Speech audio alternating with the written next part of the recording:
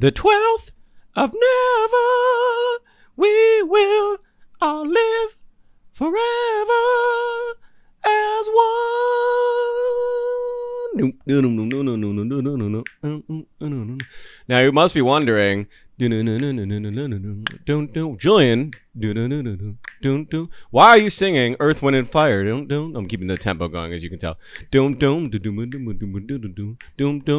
the answer to that is, I am still heavy in my movie era, and I'm singing the song Fantasy by Earth, Wind, and Fire, but the hook is about being together and coming one, which is the theme of Together, the movie I watched this week, which we're going to start with in a second. But first, welcome back to episode 31 of Something Wrong with the Podcast. It's your boy Julian. Before going anywhere, call in, because I'd love to have you together with me on this show. See, that was pretty nice how I did that there. Call 877-557-SWWP to get in contact and be together with me on this very show, on this network. Here we are, reporting live from SiriusXM Studios. This film, Together. Now, I'm not... This is slowly becoming a movie film review channel, but I'll leave the in-depth stuff to Letterboxd. I'll keep it light here, and I'll keep it pretty, tight for you, the listener. Together, if you're not familiar, is a story of it's directed by Michael Shanks. Pretty sure this is his first big directorial debut, not debut, but his first big directorial film.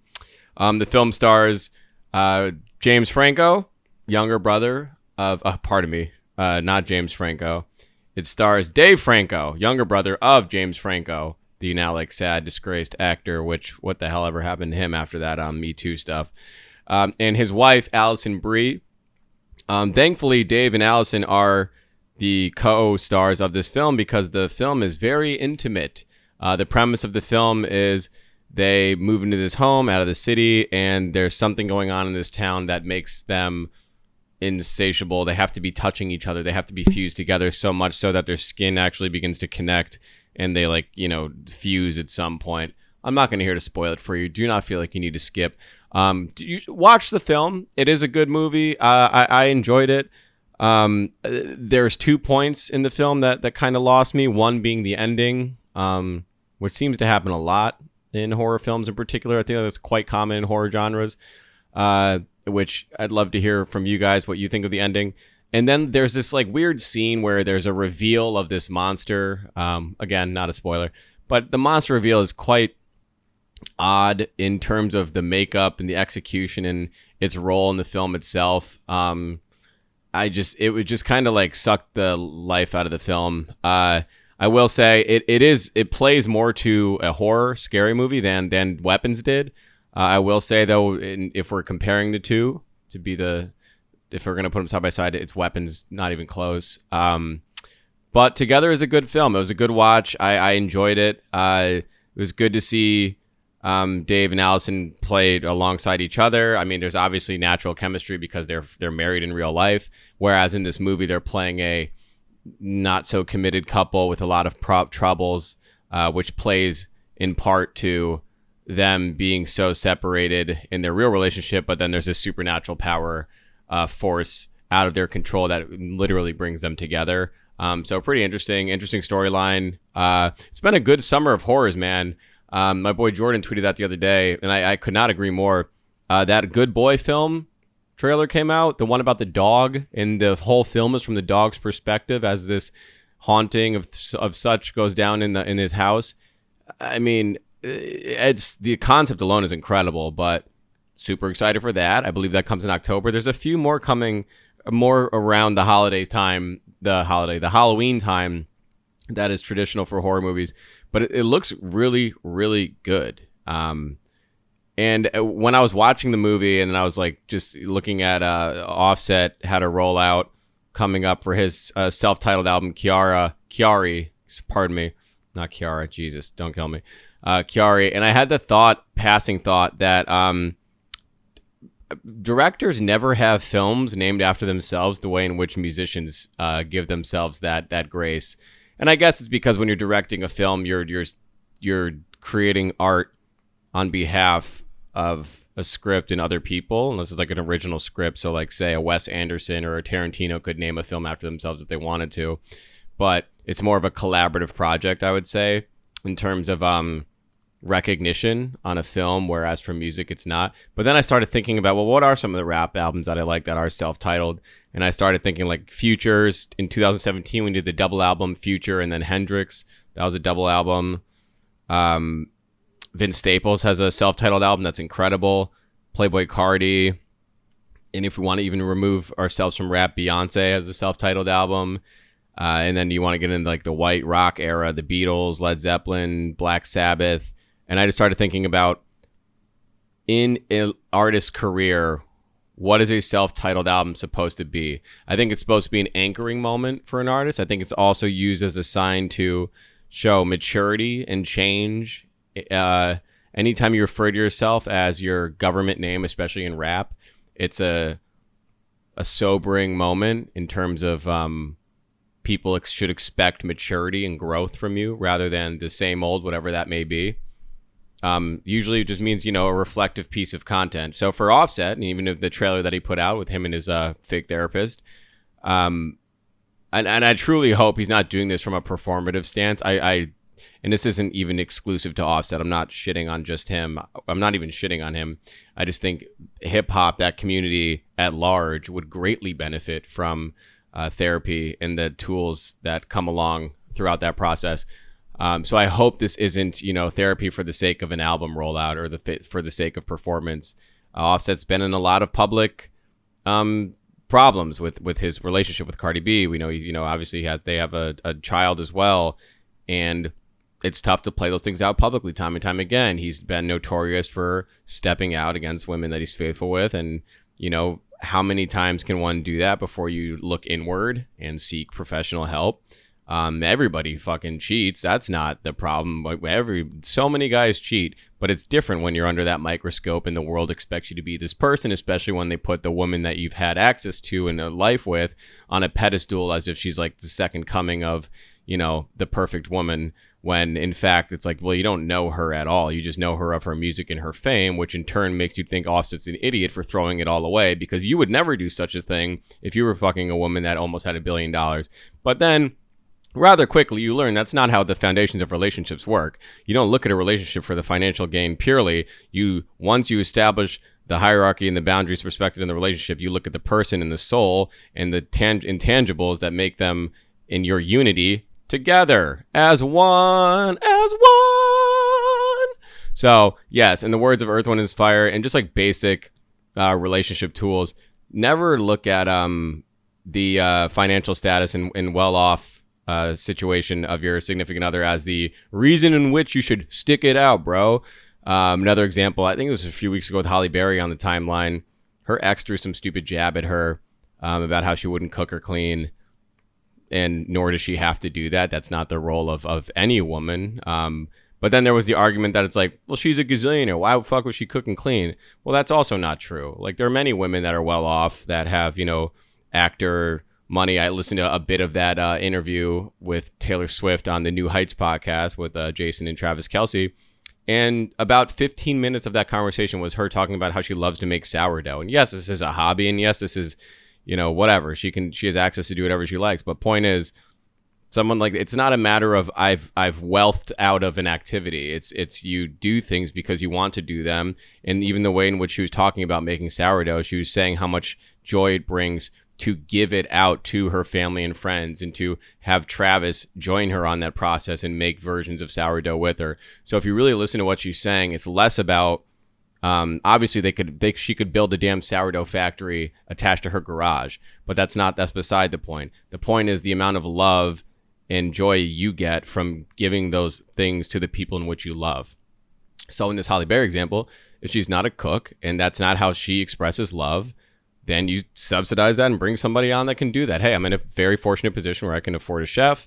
I can order our meals from places that we know and love. Then do so. I'm sure she's able and capable of giving love in other ways. And this isn't just a woman thing either, as are men. A lot of men, a lot of gestures for men are kind of formed from what we learn as a kid, or what we see or hear in music and through films in Hollywood, like flowers. I buy flowers for myself because I don't have a significant other, But flowers being one of those things where more often than not in our men's personal lives, we don't think about or care to buy flowers ever.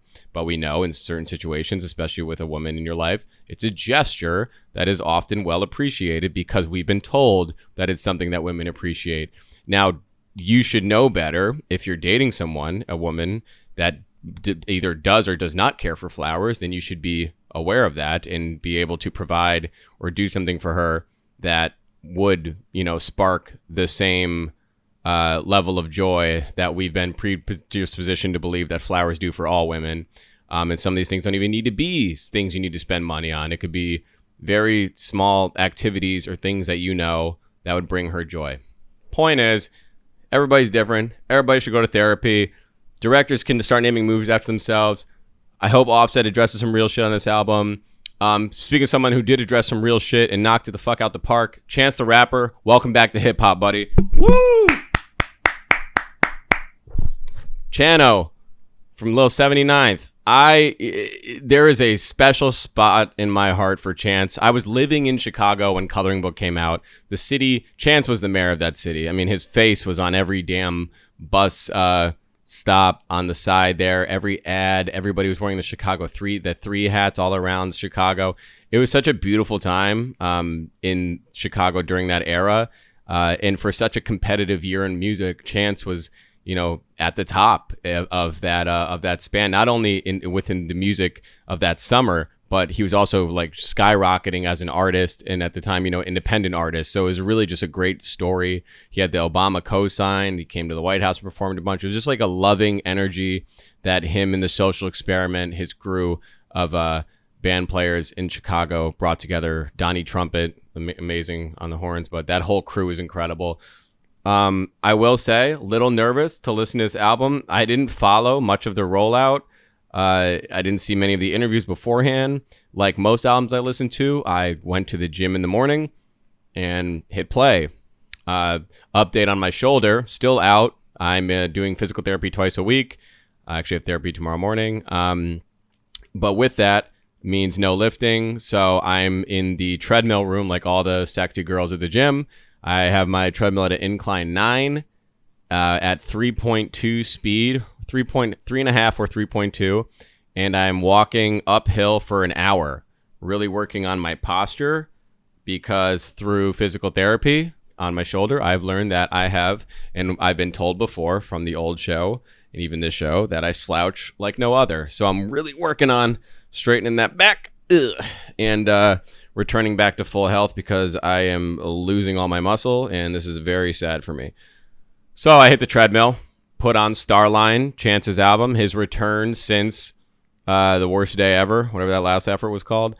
And I made a tweet about this project, which I can read real quick, and I still stand by it. I said, this might be the best summer for rap since the legendary 2016 run, and Chance sticking the landing on his comeback makes it even sweeter, especially since his last great effort, Coloring Book, released in 2016. I stand by that. I've listened to this album outside of Clips, which I will remind you every week to listen to. Clips is the best album this year. It's not even close. Just keep listening to it. It's impossible not to love. This Chance album is incredible. I'm a nerd at heart. I'm someone that loves to I care about history, and I love understanding different people's struggles and vulnerability. That's just who I am naturally, and it's certainly like the more I mature and grow, the more I care about that in others. And just to go off some of these records here, let me just say I got the track list pulled up. First one that comes to mind is The Negro Problem. Pretty straightforward with the title there, and having another Chicago legend on there, BJ the Chicago Kid. It's beautiful. This is like, a clear examination of, generational trauma and the Black identity, in Black children's relationships with their culture and home. And Chance does such a really good job of dealing with such heavy topics and wrapping it in a way that doesn't feel preachy or like corny. I'm trying to give an example of some artists that, as they got older, like a Talib Kweli lost it after a while. Even Common lost it after a while, where it was like there's some level of elevation to it because the messaging may be strong, but the delivery comes off as like, all right, bro, like no one's trying to hear all that, like as if it's too corny or too preachy. Chance, and this is due in part to his delivery, his tone, and the production on these records are really, really strong. Chance does a very good job of, basically, I've always thought his music is the closest version of like what Def Jam poetry is, or like spoken word poetry. There just happens to be production over it. I'm sure if you were to print out the lyrics to a lot of these songs, there would be a very, poetic flow to them, and you could just read them as such without a beat behind it. Letters was incredible. The Letters is verse by verse. He's examining religion, again, like the Black experience, and even he delves even heavier into that. He's like it's complex subject matter wrapped in easy to listen to, digestible music. And like on Letters, he establishes a theme pretty quickly, and then verse after verse after verse, you kind of understand exactly what's going on here. And the whole album isn't just preachy and jazzy and artsy. There's Drapetomania. I still don't even know how to pronounce this one, featuring Baby Chief Do It. And it's a heavy beat. Like he's rapping his ass off. He's got a lot of silly bars on there, which are really fun. Gun in Your Purse, We Love a Thug verse. That rhymed. It was great to hear Thug again. I have nothing but good things to say. It's an asshole thing to say because I feel like I have to make a critique on everything. I would just say it's a little too long. We're in the era of smaller projects, so I would always tighten things up if possible. That being said, I don't know what fat I would trim. And secondly, I'm going to tell myself to shut the fuck up because Chance has been gone for like 5 years. Let him put out, what is this? Only 18 songs? If he wants to put out 18 songs, let him put out 18 songs. Welcome back, Chance. And I actually really want to go to your tour. I'm glad you're going back on the road. I can't even imagine the space that he was in after that last album flopped, where he was on top of the world. The expectation was so high. For those that don't know, that last album led to a huge falling out with his team, his Pat, his original manager. I believe there was actually a lawsuit between the two of them. That's how bad that relationship got. They fully have since removed from each other. Chance seemed to have just kind of looked inward and surrounded himself with, more family. And then obviously there's no secret with his wife and the falling out with that relationship. And obviously Chance has, I believe, a daughter. I don't know if they have one kid or two, but everything, and again, in the spirit of what I said about Offset, life is difficult, and it's significantly more difficult when everything that most people go through is done in the eye of the public. So for Chance to handle all things, to our knowledge, in his private life, smooth those things over, and then to actually take the time, focus, and return on your art and what made us fall in love with you to begin with. It's really cool to have Chance come back and restore that Chicago feeling and restore us, the listeners, trust in his ability to create amazing music. Because I've always been as critical as I can be of Chance. I've always said it's not that it's not there. I just don't think it's returned, and he hasn't found that North Star, so to speak. So I do love the opening line on the album. What do you say? The boy who lived. It's a Harry Potter reference. It's surprised it's the boy who lived, which is just like, what a great way to reintroduce yourself to an audience, also to a new generation. There's so many kids that do not know, younger kids that have no idea who Chance is, and for this to be their introduction to him, it's just really fun. And I'm extremely happy for him. I'm very, very happy for him. So keep doing your thing, Chance. I'm really excited to see you on tour. I gotta pop out for that one for sure. Kind of jumped right into topics, but I do want to talk about my weekend. I had a fun little weekend with some friends. Saturday night, we had a little outdoor dinner. And at one point, my friends at the table, my friend's girlfriend noticed this couple that were sitting not too far from us. And she goes, "Oh, that's Gracie Abrams and Paul Mescal." And in my mind, I have fused Paul Mescal and Pedro Pascal as one person. And mind you, I also do not know who Gracie Abrams is or what she looks like. So I'm staring at this table, being subtle. I'm not like grilling them, but I'm looking up and I'm like, that's not Pedro Pascal, whatever. Yeah, Pedro Pascal. I kept fusing their names together. I kept saying Pedro Pascal. And then at one point I went to the bathroom and Paul was in line with me. He was behind me or whatever. And I was like, man, that's not Pedro. So then I went back out, told my friends, like, no, bro, it's Paul Mescal. For those that don't know, Paul Mescal's an actor. He was in Gladiator 2. It was like his breakout. I mean, it's a huge film, even though it was awful. He's like the guy in that. And Gracie Abrams, who I don't know by face, I know by name because her dad is J.J. Abrams, which is like God, what an amazing offshoot of nepotism. J.J. Abrams is, one of the best movie producers and directors in the action sphere, period. I don't even want to limit him to action. I'll just say in general. He's done like Mission Impossible, Star Trek, a couple of those newer Star Wars films as well. I mean, the guy's a beast. It's usually like him and James Gunn that have like pioneered what new action looks like. And Christopher Nolan, I should say as well. I should give him credit. But Gracie is... God, that girl is beautiful. And she's in her own right a very successful musician. And I believe she lives here in New York.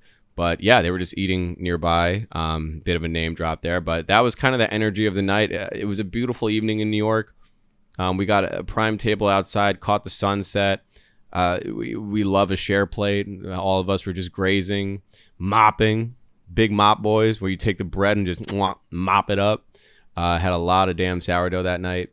But the tail end of New York in the summer is my favorite. And this is coming from someone that hasn't left the city at all this summer. I'm one of the few that just I'm a New Yorker through and through. I just park my ass here.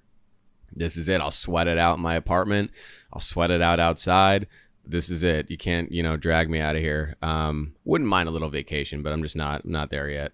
Got to figure some things out. I do want to. Speaking of vacations and locations. There is an update from Instagram called Instagram Map.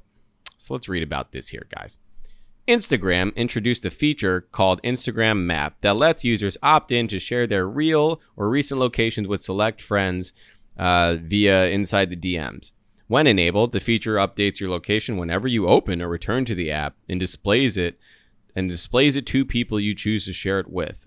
Even if you don't share your own location, the map shows location tagged content such as reels, stories, etc., for up to 24 hours. It kind of reminds me of like the original Snapchat map. When if you opened it, you could see where all your homies were. I will say this, fuck you, Instagram. The last thing people want and the last thing that makes people feel safe is tracking data and giving up more location. And which, mind you, this is like, they don't need to put a ribbon on it and be like, you need to know where your friends are. They know, they have all this information regardless. This is like the app's version of like, we'll give you a little taste of what we know about everybody that you talk to or where they're at. Get the drop on all your friends.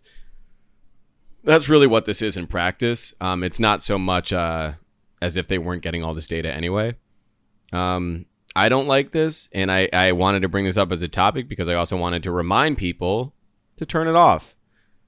Which you can look up on YouTube or somewhere to find out how to turn this feature off. I would highly, highly suggest that you turn it off because it is invasive, and they're already getting all the data they need out of you. So you withholding a little bit doesn't make a difference.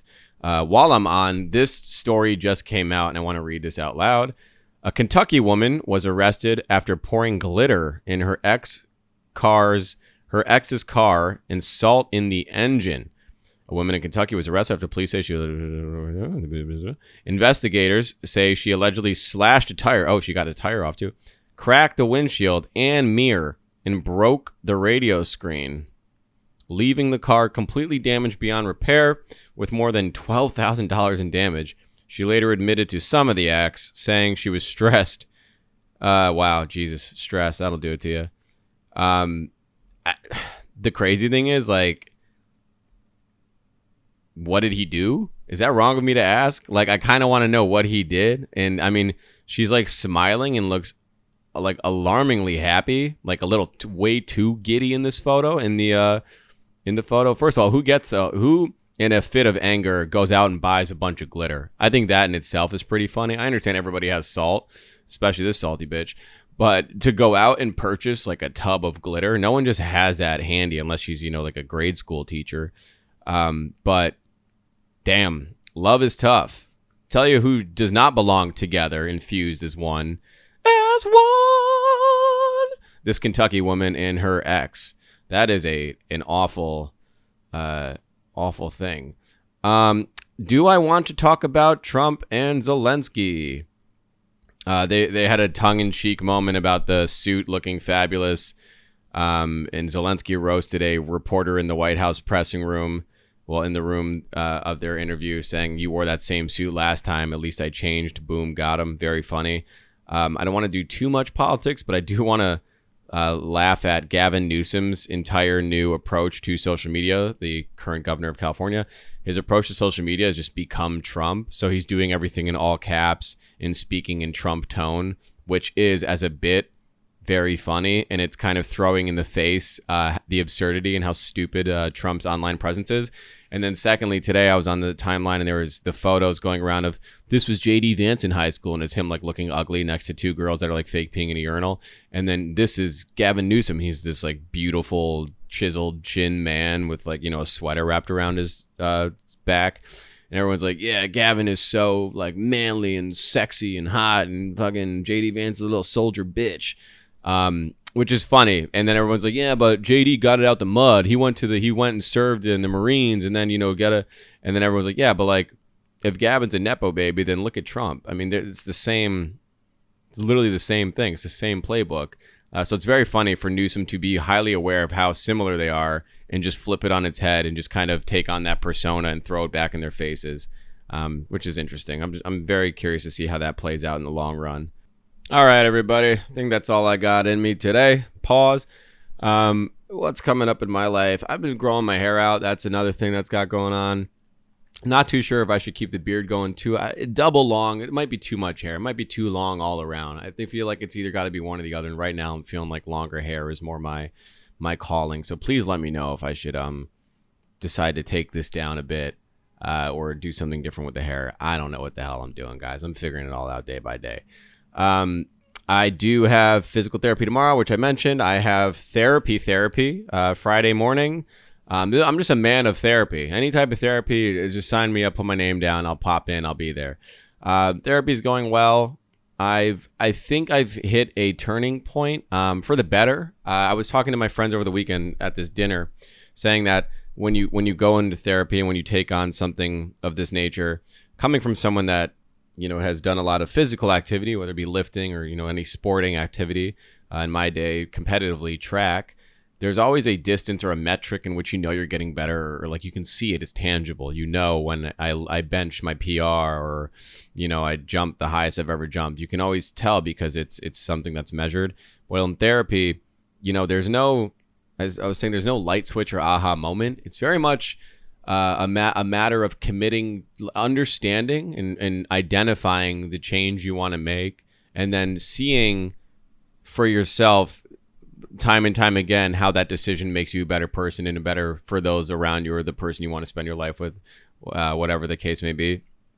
And the decision that I hope to get from therapy, and I think I'm getting closer to, is identifying what those tools are, what those things are, and then you have to consciously make that decision over and over again, day by day, minute by minute, to then commit to being the person that you want to be. It's not a matter of, even with giving up drugs, which is a daily commitment, but when I first gave up, the blow, the white stuff, it wasn't like a switch went off. I just put my foot down and said, okay, this is it. And then, yes, I am making that daily commitment to never touch it again.